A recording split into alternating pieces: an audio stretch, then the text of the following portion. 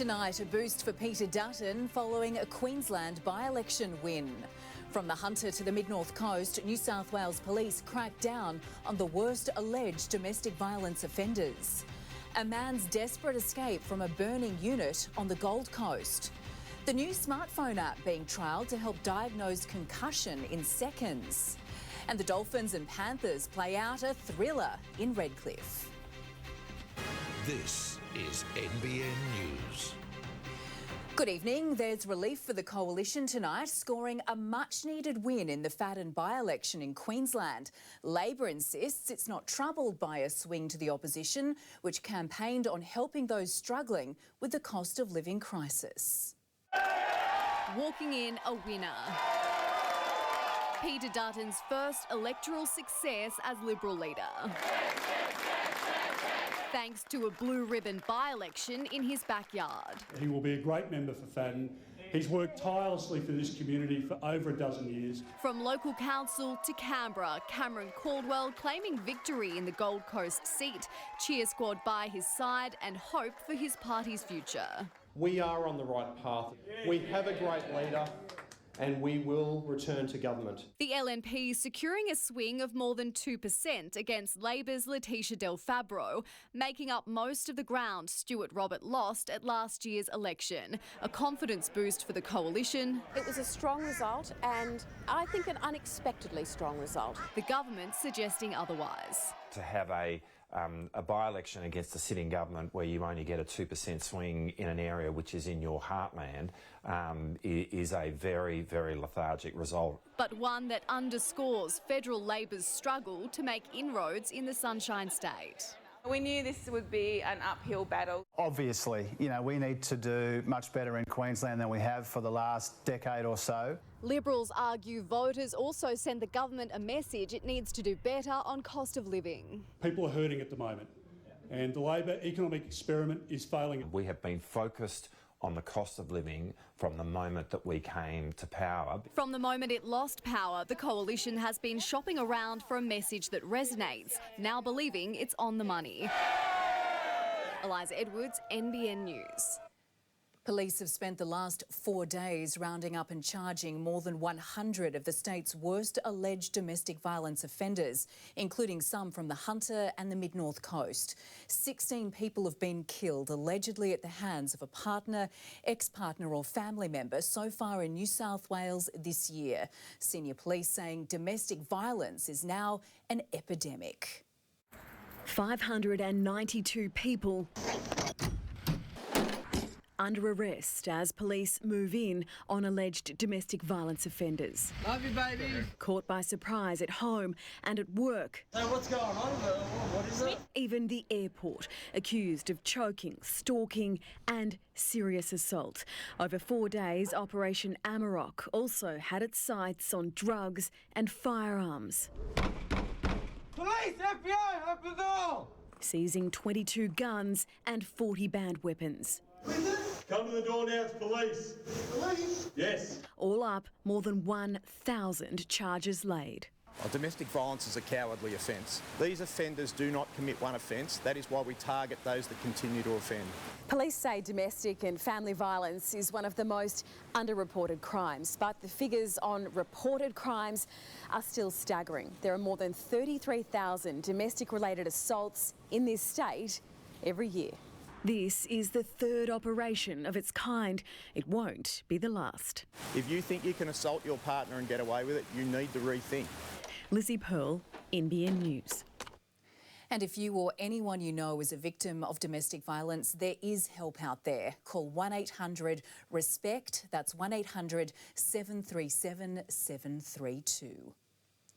A firefighter is in a critical condition after suffering a suspected heart attack while battling a blaze near Newcastle. The RFS crew member was rushed to John Hunter Hospital when he was found unresponsive while responding to a small bushfire at West Wallsend on Saturday. The 52-year-old remains in ICU. It's a vision to save one of our national icons, but the Great Koala National Park could have big benefits for the city of Coffs Harbour. The local council has now signalled its intention to be heavily involved in the state government's planning process. chatting to locals and tourists at today's harbourside markets about the proposed Great Koala National Park. We know that Coffs Harbour is a tourism destination, and the Great Koala National Park will only further reinforce visitor numbers to Coffs Harbour. Outside council chambers on Thursday, strong support for Councillor Jonathan Castle's motion. Council, support the Great Koala National Park. To make council a strong voice in planning for the 315,000 hectare nature reserve. They get to lobby on behalf of business, the tourism benefits that the Great Koala National Park will bring to our community, as well as the conservation and just the overall social benefit. New South Wales Labor promised $80 million to deliver the park during the election campaign. Now Council will invite the new government to hold its negotiations about the site in Coffs Harbour and lobby for the establishment of a visitor centre in the LGA, with Coffs securing its ecotourism destination certification in November 2021. Councillor Castle says the establishment of the park would create an exciting new opportunity for the region. The Great Barrier Reef up in North Queensland, we've got Uluru in Central Australia and the Blue Mountains off Sydney. And the Great Koala National Park will be at a standard equal to all of those exceptional environmental heritage sites. Alison Paul, NBN News. Clarence Valley Council has issued a plea to motorists to slow down following the recent death of an emu struck by a car on Brooms Head Road. Just 40 coastal emus are thought to remain in the area, and Council wants motorists to stick to the speed limits and be on high alert for the birds. It says more than 60 emus have been killed by vehicles over the past decade. Mid-North Coast waters have been livelier than usual as thousands of whales put on a show for onlookers. Numbers will soon start to dip ever so slightly as the northern migration winds down over the next few weeks. It's a sight that always makes a splash. Lighthouse Beach dotted with spectators catching a close-to-shore glimpse of these giants of the deep. 13,000 whales have been spotted so far along the mid-north coast. We're actually up on numbers to what we have been, even from what we had last year and the year before. So the numbers are actually going up here in Port Macquarie.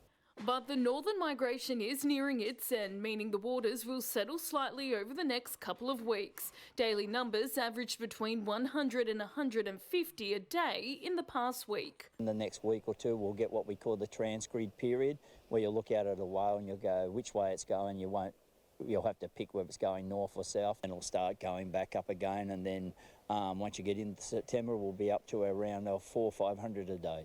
And whale spotter Lee Mansfield says to get the binoculars ready. We've had a lot of babies go up. When the babies come back, they're fattening up and they're playing and everything, but there's nothing more cuter than actually seeing a baby whale. Gemma Pepper, NBN News.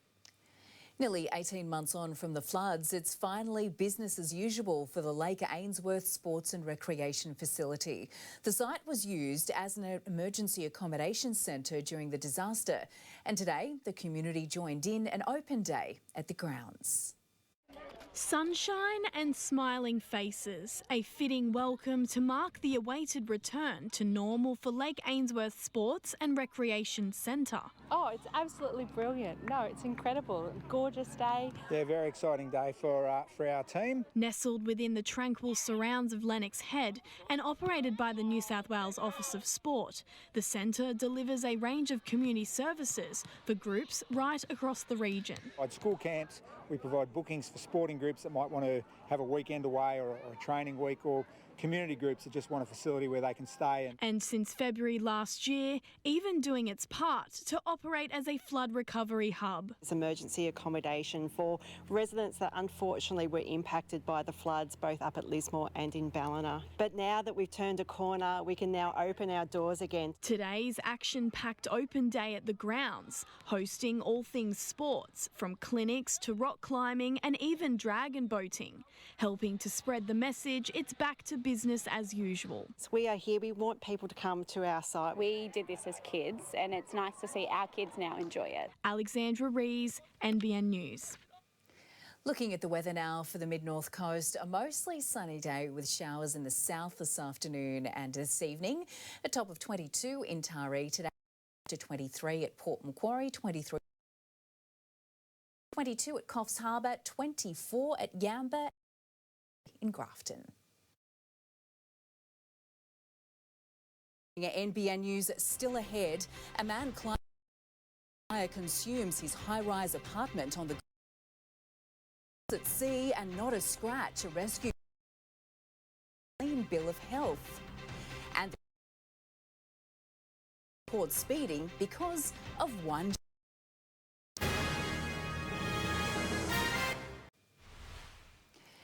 You're watching NBN News. These are our top local stories. A 4-day crackdown has seen police charge more than 100 of the state's worst alleged domestic violence offenders, including some from the Hunter and the Mid-North Coast.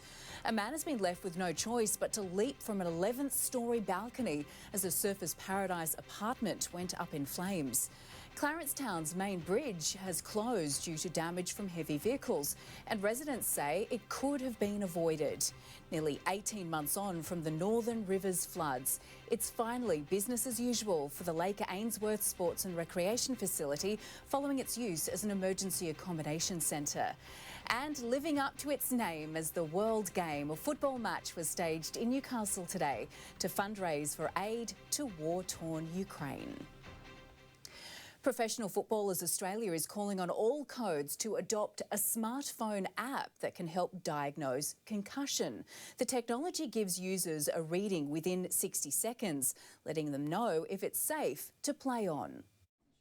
A brain scan in the palm of your hand. It's a red flag warning so that you know that the potential for concussion is there. Those who put their body on the line for their sport are getting behind the BioEye app. Former Socceroos goalkeeper Mark Schwarzer never received a serious head injury during his playing career, but knows others who did. I think at the time you don't think of it. Of course, afterwards, when somebody has the effects on their brain, I think that's when people start to take a little bit more notice. The technology is linked to the brain's ocular system, crucial to screening for concussion.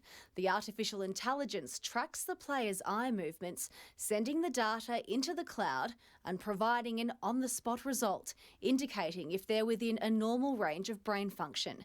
It takes 60 seconds. We can take a player's performance, so that be the metrics of movement, how accurately they're following a moving target, how the pupil responds, and determine that it's not responding normally. Professional Footballers Australia, which represents the Socceroos and the Matildas, wants the app adopted by all codes at all levels. Grassroots is arguably even more important because there's very little control, there's very little medical attention, there's very little expertise there to identify it. The AFL and AFLW trialled the technology last season.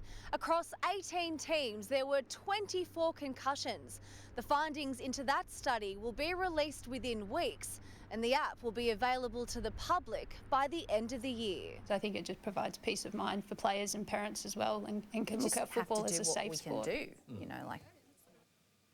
Fines issued for mobile speed camera offences have plummeted after the reintroduction of warning signs. Here's Eddie Meyer with the details. It's safe to say there was a huge public outcry when the previous government removed warning signs for roadside mobile speed cameras in 2020. The surge in fines was immediate, with claims it was all about revenue. So, no surprise that when the warning signs returned in April, the number of fines plunged.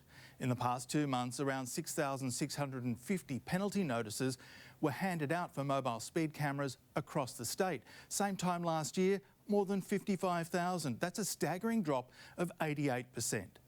In May and June last year, 1 in every 311 vehicles passing a mobile speed camera was hit with a fine. This year, just 1 in every 1,663. 2 signs are now placed before and 1 after every mobile speed camera vehicle, again giving drivers every chance to stick to the limit and avoid a costly fine and demerit points. A barking pet dog has led to the capture of a prison escapee in the US state of Pennsylvania. 10 days ago, Michael Burham used a rope fashioned from bedsheets to climb out a window. He was initially locked up on burglary and kidnapping charges, but is also a suspect in a murder. A revolutionary new app is being used to identify autism in children. Called Smart, it uses games, questions, images and activities on a tablet computer, measuring social preferences, sensory interests and motor skills. Researchers from India, the UK and the US testing the app found it 86% accurate at identifying any neurodevelopmental disorder in children and 78% accurate at pinpointing autism. As our grocery bills continue to soar, the hunt is always on for savings. And that's where two Sydney sisters come in, with their new store offering groceries that may be past their best before date, but are still perfectly edible. Along the busy shopping straza of Newtown, a new concept in consumerism. A supermarket stocked with what will eventually become landfill if not sold, thanks to a tattooed date recommending best before. A lot of these products could be salvageable and redirected to consumers. Sisters Maggie and Katie Quatch selling greatly reduced non-perishable grocery items, whose only crime was to not sell before the best before date stamped into them, and sometimes way before that. Even by 6 months time to shelf life, they're already considered disposable goods. You're not going to have all your regular items like, okay, what am I going to get today? It's kind of just like a lucky dip. I was about to say, it is a lucky dip. Yeah, exactly. So it's kind of fun because you don't know what you're going to get. The sisters quick to qualify that while the use by stamp means goods cannot be sold beyond that date, best before is far more open-ended and can mean big savings at their checkout. It's about changing the perception of what is considered consumable goods. And it's far from a charity for distributors and wholesalers, with the sisters buying up stock that would generally end up in a bin at the loading dock. Decreasing your costs instead of increasing your sales. Overall, same outcome. And they call it win-win in capitalism. Yeah, that's it. Beyond Best Before opens the door from tomorrow. In Newtown, Mike Dalton, NBN News. The magic of Disneyland has captured the hearts of generations. Now a slice of the theme park's history could be yours. One collector is putting a fraction of his stock up for auction. Everything from theme park rides to costumes and tickets, and the crowds are flowing into Los Angeles for a look.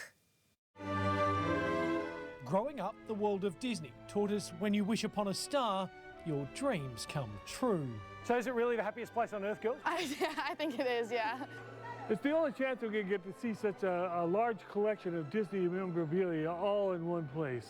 This is the largest private Disney collection put to auction, where just like the theme park, the fans queue. Enjoy, everyone. Take a lot of pictures. Inside, 1,500 items. Prices won't go to infinity and beyond, but perhaps $10 million at an auction in days. There's this car occasionally used by Walt Disney. You could own a ride, those Mickey caps, even the bins. It's all from the personal collection of self-professed toy scout Joel McGee. So Joel, what's it like seeing all of these pieces of yours you've been collecting over years now finally in place, in one place? You know, I never dreamed that it would be like this. I mean, to see thousands of people coming in here and enjoying, just looking at them right now. Over almost 30 years, he's amassed 6,000 pieces and is now opening the door to Disney fans with the original City Hall doors. Something a little spooky and a classic children's ride that's taken 10 years to restore. It took so long that I never got to have this in my actual collection. This ride was not finished until about 2 days before the event, this exhibition. And now it's going straight out the door. And now it's going straight out. This week, Disneyland turned 68. Open the Fantasyland Castle in the name of the children of the world. Back then, admission was under $1. This ticket could be worth hundreds of dollars.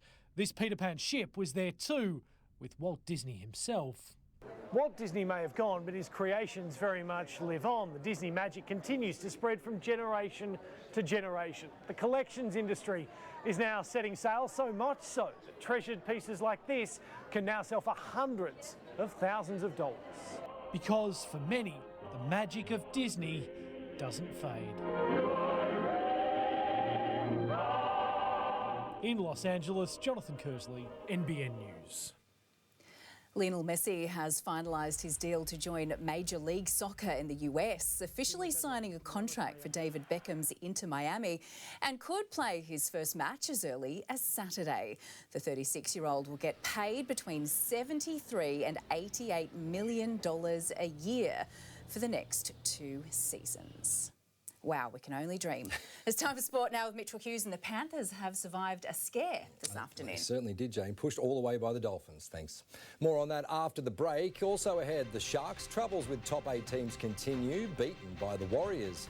The Aussie cricketers rally around embattled opener David Warner, and Eddie Jones under plenty of pressure 2 games into his return to the Wallabies.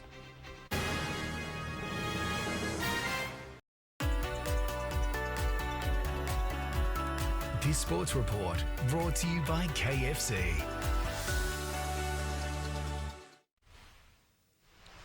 The Matildas have arrived in Brisbane to finalise preparations for their opening game of the World Cup against Ireland. The Hunters' Emily Van Egmond made a welcome return to the Australian squad in the 1-0 friendly win over France, the squad's 9th victory in their past 10 matches. Good form at the moment. We've got a lot of game change, we've got a lot of depth, we've got a fantastic squad, and I'm really excited to see what the team can do. The Matildas play Ireland on Thursday in Sydney. An all-time great and a rising star face off in the Wimbledon men's final tonight as Novak Djokovic takes on Alcaraz. History has already been made in the ladies' final, the first unseeded Open era, winning at the All England Club. She came here unseeded, unheralded. Now, Marketa Vondrousova will leave here unbeaten. Marketa Vondrousova inks her name into Wimbledon folklore. Well, Marketa, I think that badge, that's pretty special. I mean, that's almost more important than the trophy. When does it all sink in? It's still sinking in. It's a crazy journey, and what have happened in the last 2 weeks, it's amazing. It was Ons Jabeur who went into the final as the red-hot favourite, and she lived up to it early. Oh,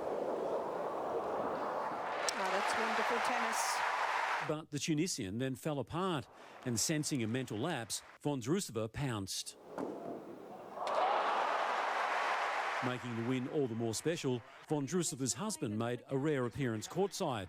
They flew in on Friday, and it's very special to have them here. The 24-year-old with a penchant for tattoos joins an illustrious list of Czech players. One of them, Martina Navratilova, was courtside, now one of her many admirers. Today, the adulation is all for Vondrousova, but tomorrow that balcony is reserved for one of the blokes.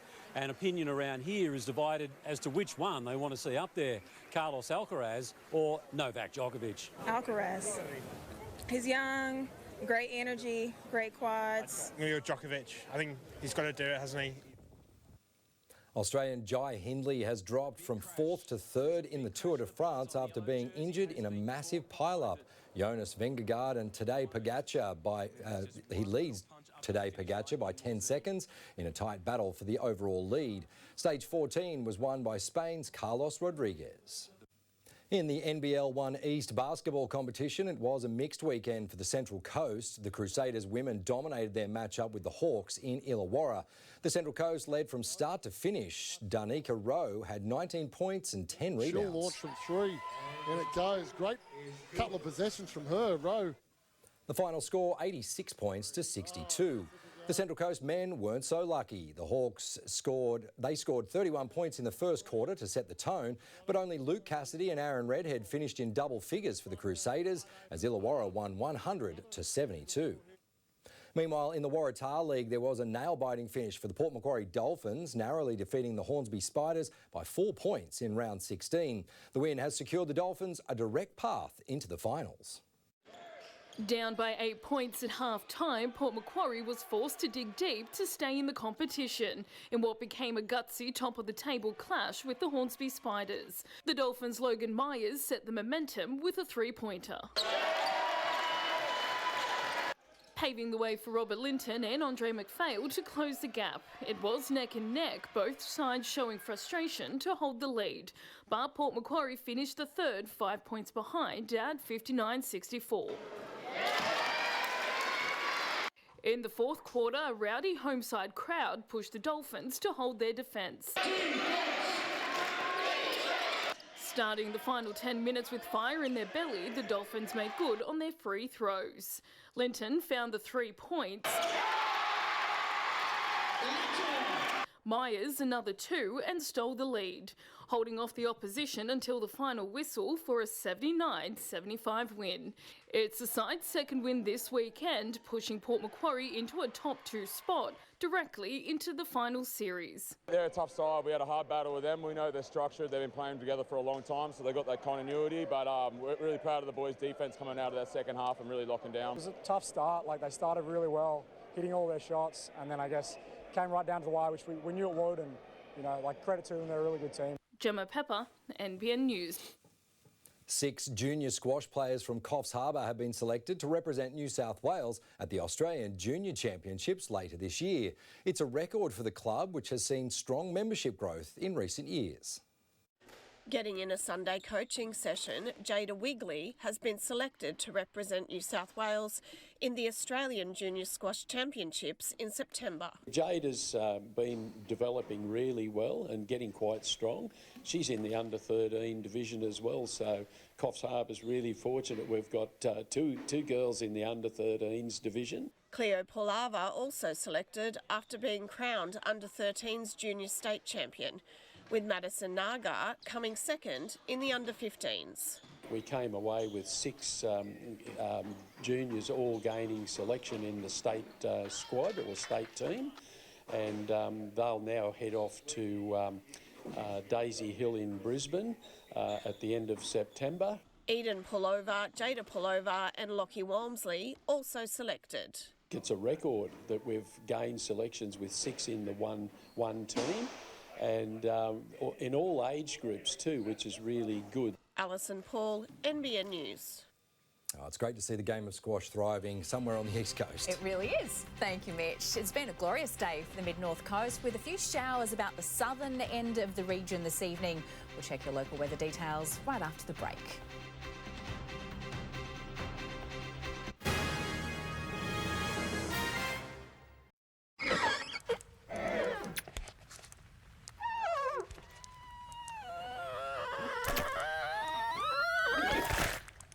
The weather, brought to you by NRMA Insurance. NBN News Rewind, proudly brought to you by Port Waratah Coal Services. Supporting local, employing local. It's who we are. Now to the return of our weekly Rewind series, direct from the NBN News archives. Tonight, we take you back to the 60s and a much-loved classic car. When NBN News hit the road in the 60s, our fleet included Holden EKs and Ford Falcons. But soon a new contender was on the scene, the mighty Mini.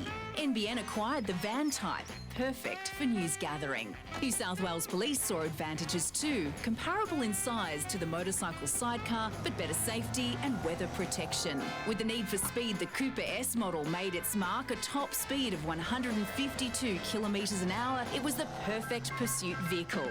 As popularity grew, Minis were seen across the region. Cessnock CBD, Hunter Street, Newcastle, and here leading the Anzac Day Parade. This glossy Morris 850 took pride of place at a local dealership, turning heads as locals passed by. And they cleaned up on racetracks too. Hunter Valley Sporting Car Club held this rally at Singleton. NBN News was there to cover all of the action of this much-loved classic car. Another superb sunny winter's day for the mid-north coast with showers in the region south this evening. This spectacular shot pretty much sums up the day in the Hunter. Stunning reflections at Newcastle Beach this morning. Steve says the clouds provided a blanket of warmth with some coastal showers thrown into the mix. That cloud stretched over eastern and central New South Wales with a trough bringing some patchy rain. Low cloud over eastern Queensland and onshore winds is producing some isolated showers. Tomorrow, a front will cross the nation's southeast, bringing showers and gusty winds to Tasmania and southern Victoria. Onshore winds in the east should bring coastal showers to Queensland and northeast New South Wales. Partly cloudy with showers in the region south this evening, mild to warm today. A top of 22 for Taree and Port Macquarie, 6 to 23 at Kempsey and 24 today at Grafton, dipping to 3 this morning. Tomorrow's forecast, partly cloudy with a medium chance of showers and light winds on the way. You can see possibility of showers right up along the coastline. 20 degrees for Foster and Taree, 7 to 20 for Southwest Rocks, 20 also the top for Nambucca and Coffs, 8 to 23 for Grafton. Coastal waters information for tomorrow sees at a metre with a 1.5 metre swell for the Coffs coast. South-southeasterlies turning east-southeasterly and then light and variable. The sun to rise at 6:45 and set at 5 minutes past 5. And the outlook for Coffs Harbour. Light showers forecast as the school holidays draw to an end. Partly cloudy on Wednesday with a top of 19 degrees. For Port Macquarie, low 20s for the next couple of days with some light showers, 6 to 18 the range on Wednesday. For Taree, a top of 21 and partly cloudy on Tuesday, 18 on Wednesday, a top of 20 for Thursday and Friday. And finally for Grafton, a lovely warm Monday coming your way with a top of 23 degrees. Some light showers on Tuesday with a top of 22 and looking mostly fine for the rest of the week. And that is NBN News for this Sunday. Thank you for your company. Good night.